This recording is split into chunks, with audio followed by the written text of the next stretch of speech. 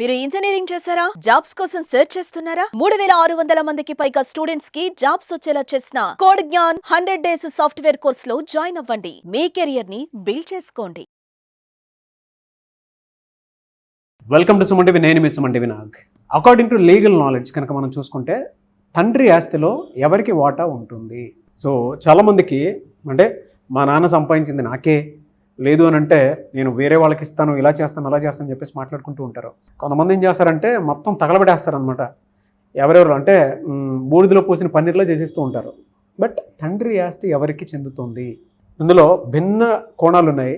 లీగల్గా చూసుకుంటే ఈరోజు మనతో పాటు హైకోర్టు అడ్వకేట్ అలగిరి రవీంద్రనాథ్ గారు ఉన్నారు. అది వారి మాటలు తెలుసుకుందాం. Hello sir. హాయ్ అండి నాగరాజ్ గారు. తండ్రి ఆస్తిలో ఎవరికి వాటా ఉంటుంది? జనరల్గా చెప్పాలంటే ఒక కుటుంబంలో తండ్రి అనేటువంటి ఆ స్తంభం ఏదైతే ఉంటుందో మేజర్ రోల్ ప్లే చేస్తుంది ప్రతి ఒక్కరికి కూడా. అవునండి, అవునండి. అండ్ యజమాని అని అంటే అదేం చిన్న విషయం కాదు కదా సార్. మన పాయింట్లో నుంచి చూసినప్పుడు అది కుటుంబమేమో, బట్ సొసైటీకి అతను ఉండేటువంటి బిహేవియర్ వల్లే అన్ని ఇమేజెస్ పిల్లలకి ఏ విధంగా వెళ్తూ ఉంటాయంటే ఆస్తి పంపకాలు ఏ విధంగా అయితే జరుగుతాయో ఇమేజ్ కూడా ఆ విధంగానే వెళ్తూ ఉంటుంది. అవునండి, అవునండి. సో అలాంటి తండ్రి ఆస్తి ఎవరికి చెందుతుంది జనరల్గా అయితే? తండ్రి ఆస్తి అంటే తండ్రి యొక్క ప్రాపర్టీ, స్థిర చరాస్తులు ఎవరికి చెందుతాయి, ఎలా భాగ పంపకాలు చెందుతాయి అన్న విషయం మీద నేనే దీన్ని 4 పార్ట్స్గా డివైడ్ చేసుకుంటాను నాగరాజ్ గారు. ఇక్కడ తండ్రి యొక్క ప్రాపర్టీ, స్థిర చరాస్తులు 4 విధాలుగా చెప్పినప్పుడు అంటే ఏంటి? ఒకటి, తను వీలునామా రాస్తే ఎలా చెందుతుంది, వీలునామా రాయకుండా చనిపోతే ఎలా చెందుతుంది, అతను చనిపోయిన తర్వాత కుమార్తెలకు కూడా అందులో ఆస్తి యొక్క భాగ పంపకాలు ఎలా ఉంటాయి. ఇది కాకుండా ఆయన బ్రతికి ఉన్న కాలంలో ఆయనని సరిగ్గా చూసుకోకపోతే, ఆయన ఉన్నప్పుడే గిఫ్ట్ డెడ్ కానీ ఇతరత్ర కారణాలు ఇచ్చే పిల్లలకి ఆ యొక్క ప్రాపర్టీ ఇచ్చినప్పటికి కూడా అవి ఏ రకంగా మళ్ళీ వెనక్కి తీసుకోవచ్చు. ఇలా ఒక 4 పాయింట్స్ని అంటే 4 డివిజన్స్ తీసుకునే యొక్క విషయం మనం చెప్పుకోవచ్చు. అందులో ఫస్ట్ పాయింట్, తండ్రి వీలునామా రాస్తే ఎలా చెందుతుంది. ఫర్ ఎగ్జాంపుల్, తండ్రి బతుకున్నప్పుడే తన యొక్క ప్రాపర్టీ ఎవరెవరికి ఎంతెంత ఎలా చెందాలి అంటూ ఒక వీలునామా రాశారనుకోండి. అంటే పలానా ప్రాపర్టీ ఇది, పలానా ఇల్లు ఈమె తన కూతురికి ఇస్తుందని చెప్పి అతను పూర్తిగా భాగ పంపకాలు చేసి, 2 కుమారులున్నా, అమ్మాయిలున్నా, కూతుర్లు కొడుకులు ఎవరున్నా, ఒక్కరే ఉన్నా, తన భార్య బతుకున్నా, ఇలా రకరకాల సందర్భాల్లో ఎలా ఉన్నప్పటికీ కూడా వీలునామా అనే ప్రక్రియ ద్వారా కానీ కరెక్ట్గా రాసుకోగలిగితే అందులో ఎలా అయితే వివరించారో దాని తగ్గట్టుగా కూడా, అంటే అతను మరణాంతరం విల్ అంటే ఏంటి? యాక్చువల్లీ వీలునామా అంటారండి. WIL విల్ ఫామ్ ఎప్పుడు వాడతాం? ఫ్యూచర్ టెన్స్లో వాడతాం. దట్స్ కాల్డ్ వీలునామా.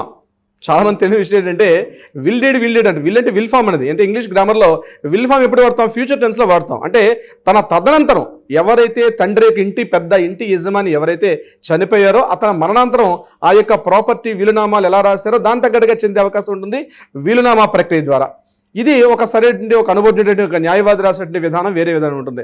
అదొక పార్ట్. ఇక రెండవది, ఆ వీలునామాలో మరొక పాయింట్ కూడా మీకు నేను చెప్పే ప్రయత్నం చేస్తాను. ఇక్కడ ఓన్లీ స్థిర చరాస్తులు వేస్తారంటే ఏమైనా రాసుకోవచ్చు.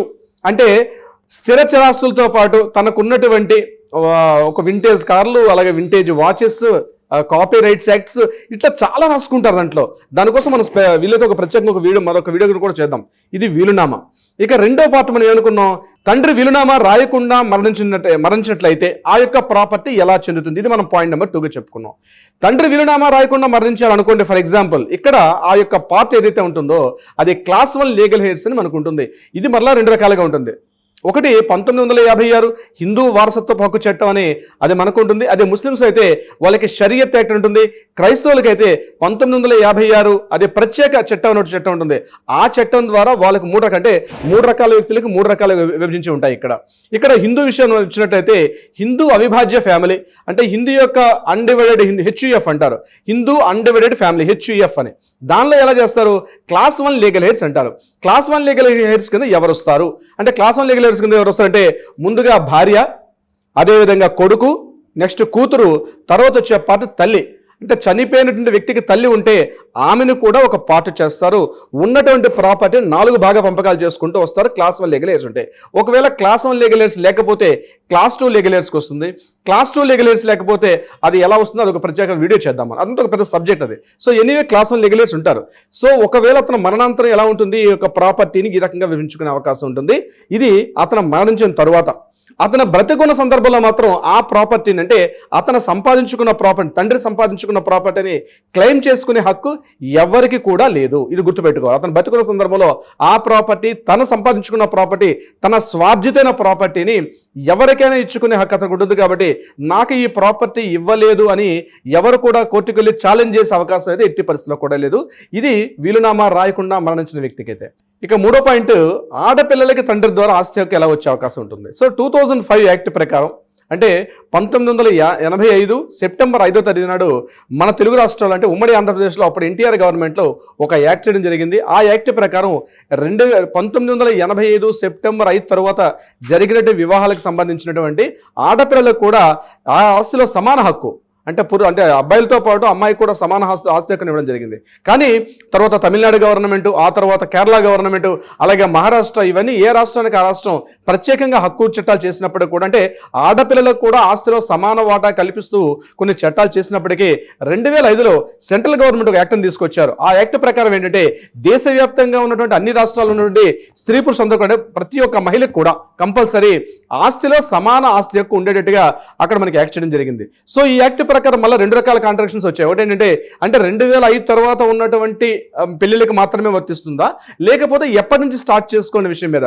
అయితే దీని మీద యాక్ట్లో ప్రత్యేకంగా ఒక క్లాజ్ మనకి లేనప్పటికీ కూడా సుప్రీంకోర్టు, అదేవిధంగా ఢిల్లీ హైకోర్టు, అలహాబాద్ హైకోర్టు ఇచ్చిన కొన్ని ప్రత్యేక జడ్జిమెంట్స్ చెప్పింది ఏంటంటే 1956 తరువాత, ఇది ప్రత్యేకంగా చాలా ఇంపార్టెంట్ పాయింట్. చాలా మందికి డౌట్స్ వస్తుంటాయి, చాలా మంది కాల్స్ కూడా చేస్తారు, సార్ మాకు పెళ్ళి అయిపోయింది, మరి మాకు ఈ హక్కు ఉంటుందా ఉండదని. 1956 తరువాత బాగా ఇంపార్టెంట్ పని, 1956 తర్వాత జరిగే ప్రతి పెళ్లికి కూడా అమ్మాయి పెళ్లి అయిపోయి ఎక్కడికి వెళ్ళిపోయినా, ఆమెకి 40 ఏళ్ళైనా 50 ఏళ్ళైనా బ్రతికి ఉన్న సందర్భంలో అటువంటి ఆడపిల్లలకు కూడా సమాన ఆస్తి హక్కును కల్పిస్తూ కూడా చట్టం చేయడం జరిగింది. అంటే ఇప్పుడున్న పరిస్థితి ఏంటంటే, ఎప్పుడు పెళ్లి అయిపోయినా, అంటే బాగా పంపకాలు జరిగిపోయినప్పుడు కూడా అందులో కూడా ఆడపిల్లలకు ఆస్తి హక్కును ఉండే విధంగా ఈరోజు మనం చట్టాలు రూపకల్పన చేసుకున్నాం. సో తండ్రి యొక్క ఆస్తి ఈ రకంగా కూడా వచ్చే అవకాశం ఉంటుంది ఇప్పుడున్నటువంటి కొత్త చట్టాల ప్రకారం. ఇక 4వ పాయింట్, ఇది చాలా ఇంపార్టెంట్ పాయింట్.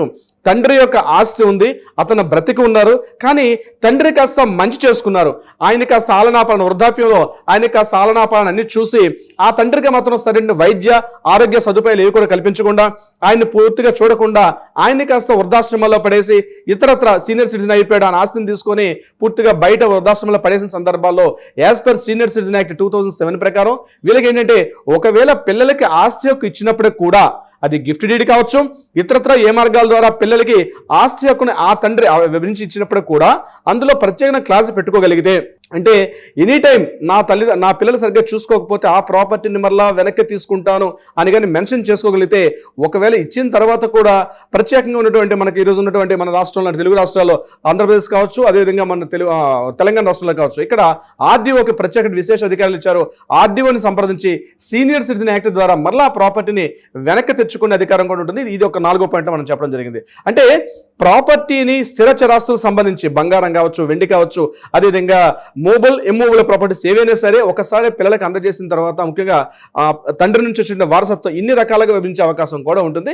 ఒక్కొక్క కేసుకి ఒక్కొక్క రకంగా ఉండే అవకాశం ఉంటుంది. కానీ చట్టం మాత్రం ప్రతి సందర్భంలో క్లియర్గా చెప్తుంది, అబ్బాయిలతో పాటు అమ్మాయిలకు కూడా సమాన ఆస్తి హక్కుని చట్టం చేశారు. కానీ ఆ తండ్రి నుంచి ఆ ప్రాపర్టీ అతని యొక్క స్వార్జితన ప్రాపర్టీ అయితే మాత్రం ఎట్టి పరిస్థితుల్లో కూడా పిల్లలు దాని మీద ఛాలెంజ్ చేసే అవకాశం. అందుకని ప్రతి ఒక్కసారి మనం చెప్తాం, తండ్రి బతుకున్న కారణంలో తను ఎంతో కష్టపడి రాత్రి పగలు కష్టపడి ఎన్నో సాక్రిఫైస్ చేసి ఒక ప్రాపర్టీని ఎట్లయితే తను కూడబెట్టుకుంటారో, అదేవిధంగా తన తదనంతరం కూడా ఆ ప్రాపర్టీని క్లియర్గా విభజించాలంటే వీలునామా ప్రక్రియ రాసుకోమని చెప్పి కూడా అనేక సందర్భాలు మనం చెప్పుకోవడం జరిగింది. నాగరాజ్ గారు, ఎలా సార్, అంటే దీనివల్ల చాలామంది, అంటే వీడియో చూసిన తర్వాత అయినా సరే అన్డివైడెడ్ ఫ్యామిలీస్ కొన్ని ఉంటాయి జనరల్గా, అంటే ఎవరికి చెందుతుంది ఏంటి, అవిభాజ్య హిందూ కుటుంబాలు.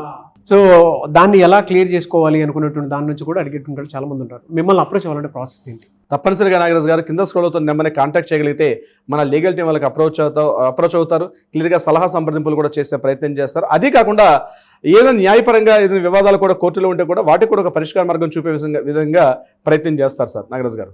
Thank you so much Ravindranath garu. Thank you so much Nagaraj garu. చూసారు కదా ఈ వీడియోపై మీ అభిప్రాయం కమెంట్ బాక్స్లో పోస్ట్ చేయండి. ముఖ్యంగా మీరు కనుక బయటికి వెళ్ళినా లేదు అని అంటే, ఇంట్లోనే ఏదైనా సమస్య ఉంది అని అంటే, లీగల్ పరంగా మీరు ముందుకెళ్ళాలి అనుకుంటే, రవీంద్రనాథ్ గారిని అప్రోచ్ అవ్వాలనుకుంటే స్క్రీన్ మీద మీ కాంటాక్ట్ నెంబర్ కనిపిస్తుంది. దాన్ని మీరు కాల్ ఆర్ మెసేజ్ వాట్సాప్ చేసి వెంటనే అపాయింట్మెంట్ బుక్ చేసుకోండి.